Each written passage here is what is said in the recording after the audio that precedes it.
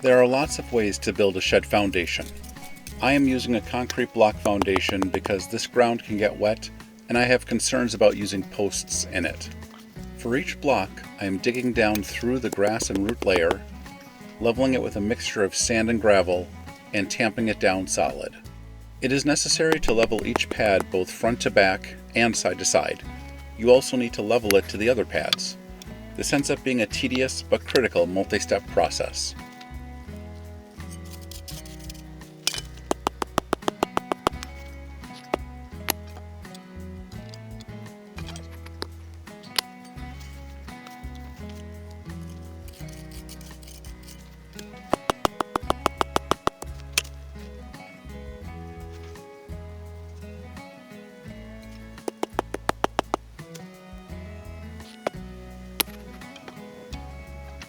I am building an 8-foot by 8-foot shed.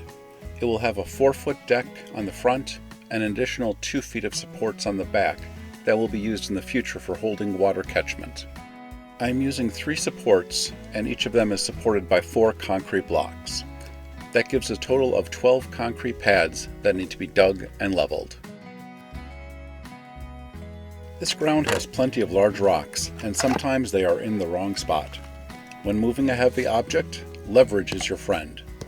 I'm able to use these 2 concrete blocks as the fulcrum for my shovel and lever the rock out of the ground.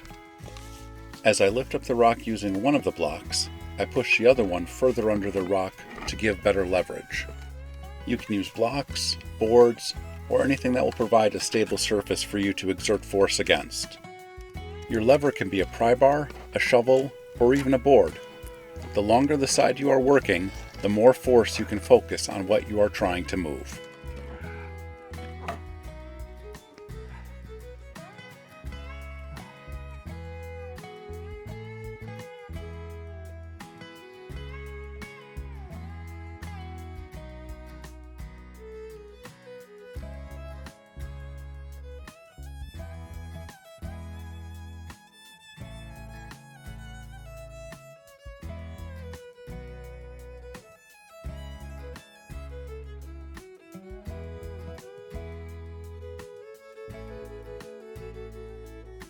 One thing that I would do differently next time would be to have laid out string lines to more accurately place my blocks. I knew that I should have, but honestly I didn't feel like doing that extra step. The blocks will support the shed fine, but some of them are crooked, and as you will see later, the front blocks are not even with the front of the shed.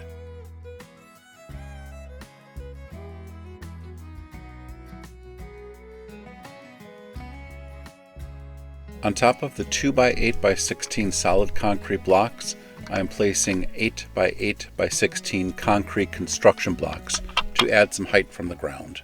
For the main supports, I am using pressure-treated 2x8s. The first set is 14 feet long, and the second set that will be below the shed and water catchment are 10 feet long. I am attaching the boards together using 2.5-inch deck screws about every 10 inches.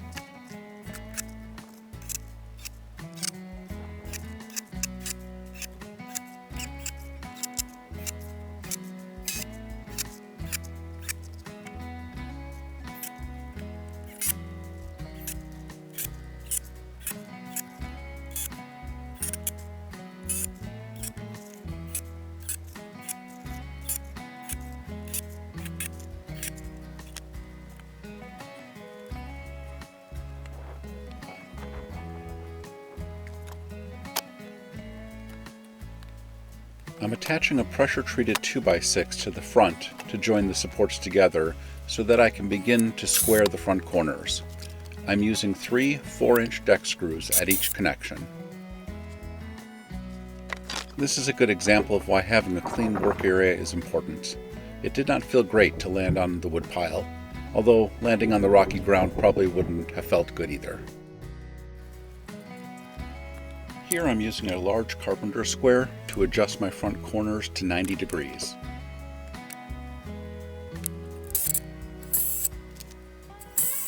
After getting the front corner square, I screw in a 2x4 as an angle brace to keep it from moving.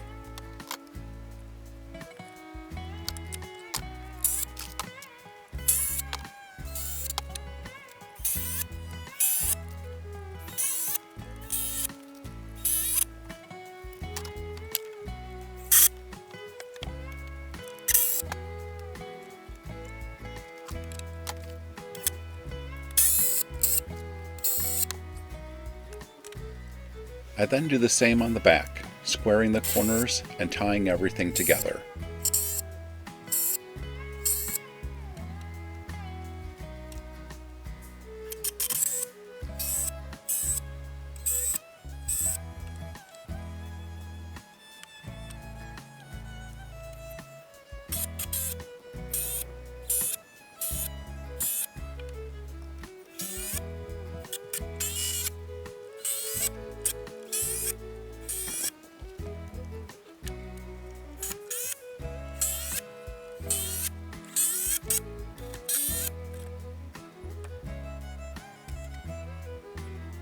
I'm measuring back 4 feet, which is where the front of the shed will be. At that spot, I'm putting in 2x8 cross braces to keep the supports from moving or racking.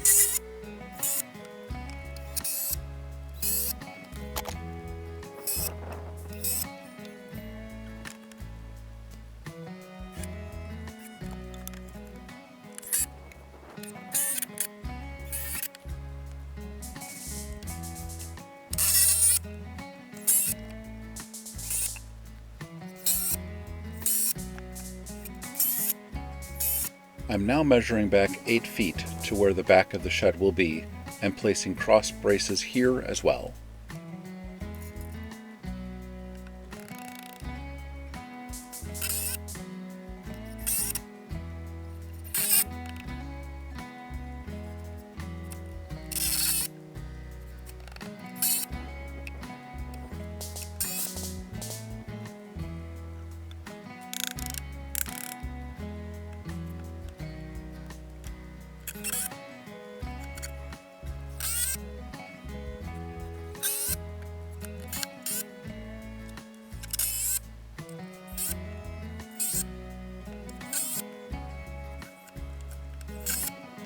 The third row of blocks was a touch low, so I placed a shingle on them as a shim. Now I'm placing the 2x6 floor joists for the shed. The left and right pieces are 8 feet long, and the front and back pieces are 93 inches, which is 3 inches, or the thickness of two 2x6s, short of 8 feet. This will give us the 8 foot by 8 foot square that we want. I'm using 2 4-inch deck screws and a 3-inch galvanized nail for each joint.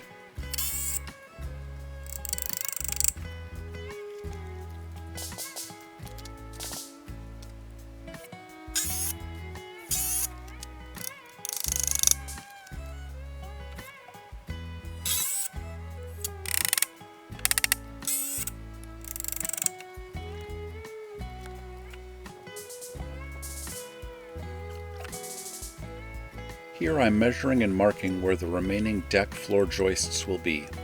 It will be a lot easier to get them in place before the shed floor is in the way.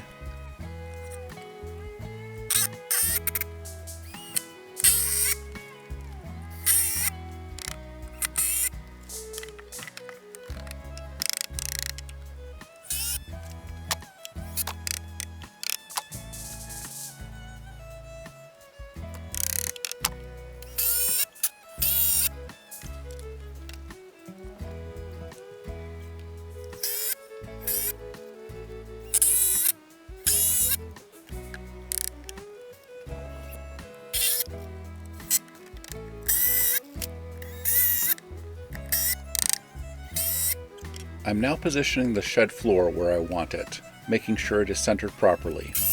I then place a couple of screws to keep the front end from moving.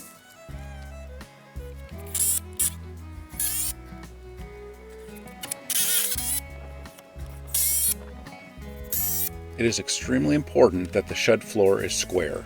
The best way to do this is to measure diagonally. If the two measurements are the same, then it is square. Take your time and adjust it until it is correct. Then secure the back end so it doesn't move. Then mark off 16 inches on center where the rest of the floor joists will be.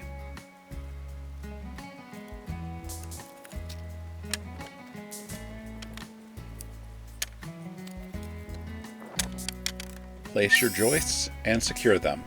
At this point, things move quickly.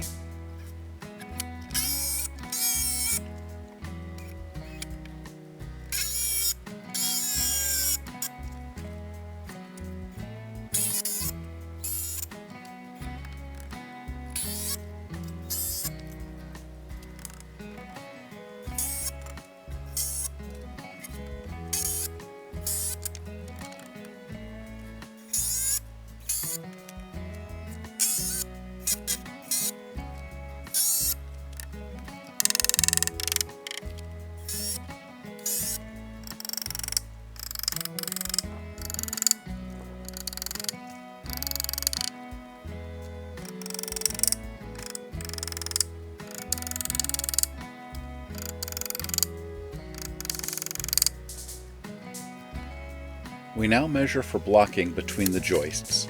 This will take care of any bowing and prevent racking in the future. This blocking will also provide a screwing surface for the long edge of the plywood floor.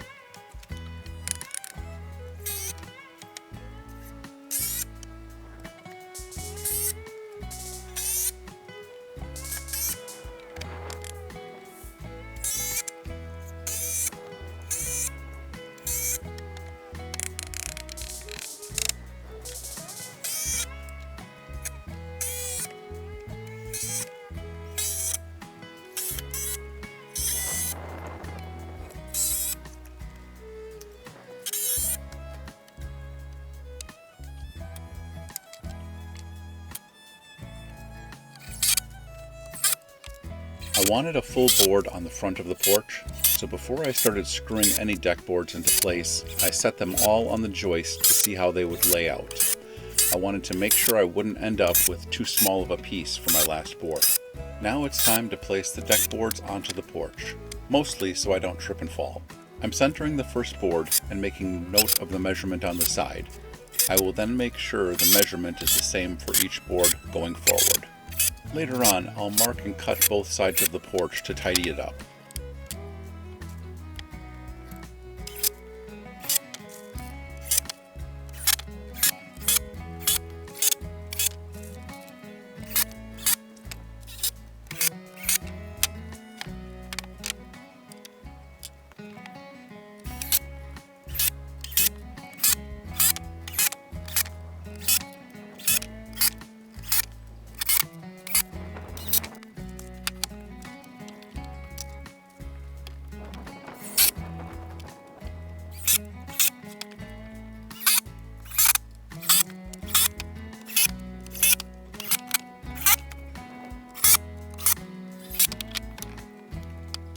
I used one of my deck screws as a spacer between the boards to provide the gap.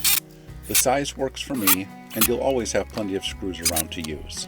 Some of these boards had a decent cup, so for those I laid them flush on the ends with the gap in the middle. I could have used a pry bar to straighten them, but honestly for the porch on a shed, it wasn't worth the effort for me.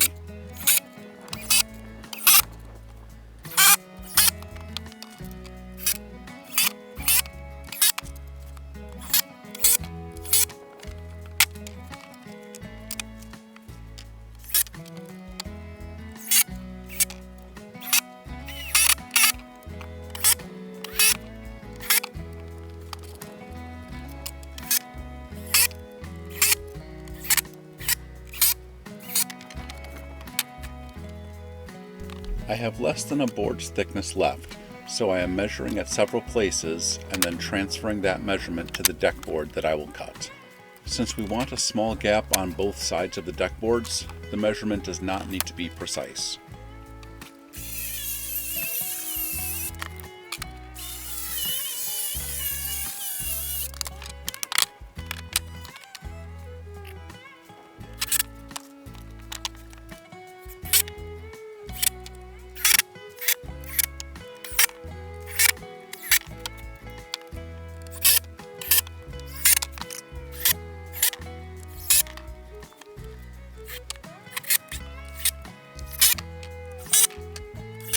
I used 3-inch galvanized ring shank nails to add more connections from the floor joists to the supports.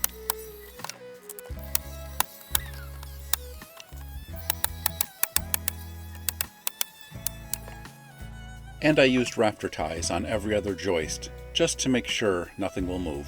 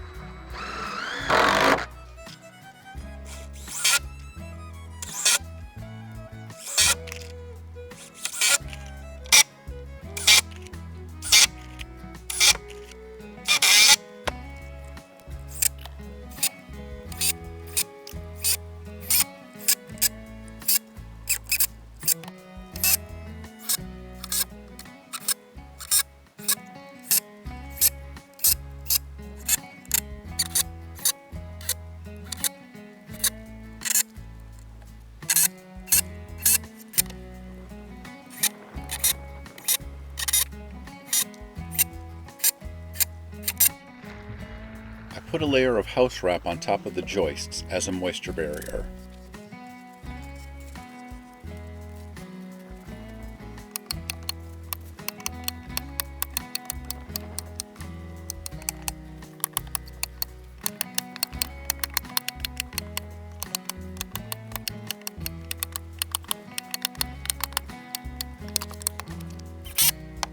For the decking, I used 3/4 inch pressure treated plywood and secured it using 2.5 inch deck screws.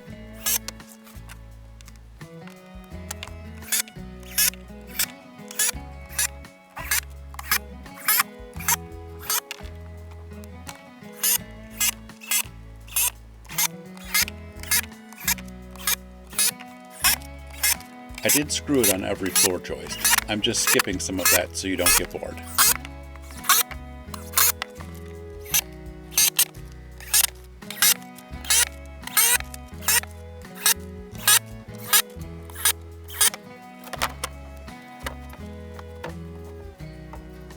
I noticed when I put the plywood together that there was a decent gap between them.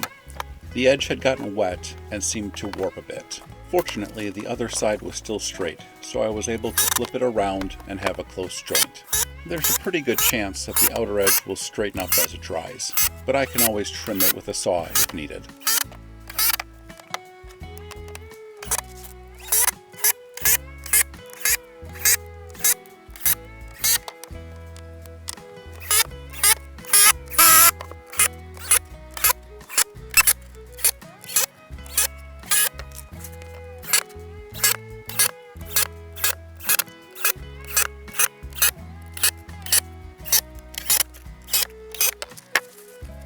I'm laying some house wrap on top of the plywood because we are going to get some storms before I'm here again.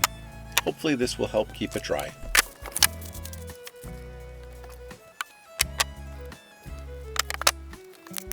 And just like that, the foundation and the decking for the shed is done. The next step will be framing the walls and the roof, so please subscribe to be notified of when that video is published.